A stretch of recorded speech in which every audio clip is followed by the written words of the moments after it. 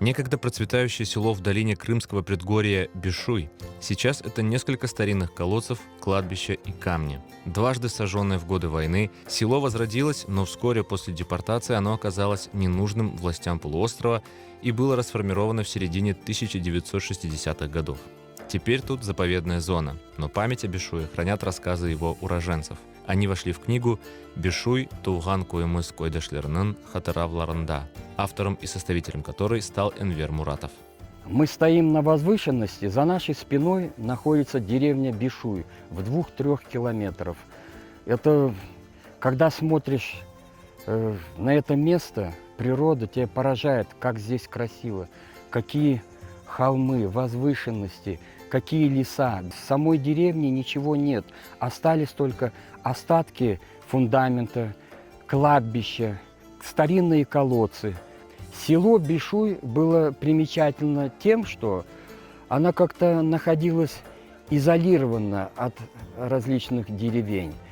Люди занимались здесь садоводством, огороды выращивали, скотоводством занимались. Есть воспоминания, что некоторые занимались даже древесный уголь изготавливали. С 1995 года я стал участвовать постоянно в бишуйских встречах, которые организовал мой двоюродный брат Эдем Топчи. Меня настолько поразило то, что была деревня, как мама рассказывала, а теперь уже ничего нет. Работа над книгой велась многие годы. Автор-составитель книги Энвер Муратов с 2015 года работал над архивом, который собирался Эдемом Топчи, а впоследствии им самим. Книга состоит в подавляющем большинстве, примерно 70 семей опрошены, семейные фотографии. Есть довоенные, есть послевоенные. Книга будет в первую очередь интересна тем, о ком я собрал материал. Коренным бишуйцам.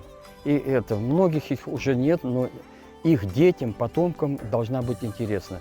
Кроме того, книга интересна широкому кругу читателей, любителей старины Крыма. Помимо воспоминаний уроженцев села, в книгу вошли архивные материалы, подробные карты Бишуя, фотографии и статистические данные. Тираж книги «Бишуй туган куемыс койдашлернын хатыравларында» составляет 150 экземпляров.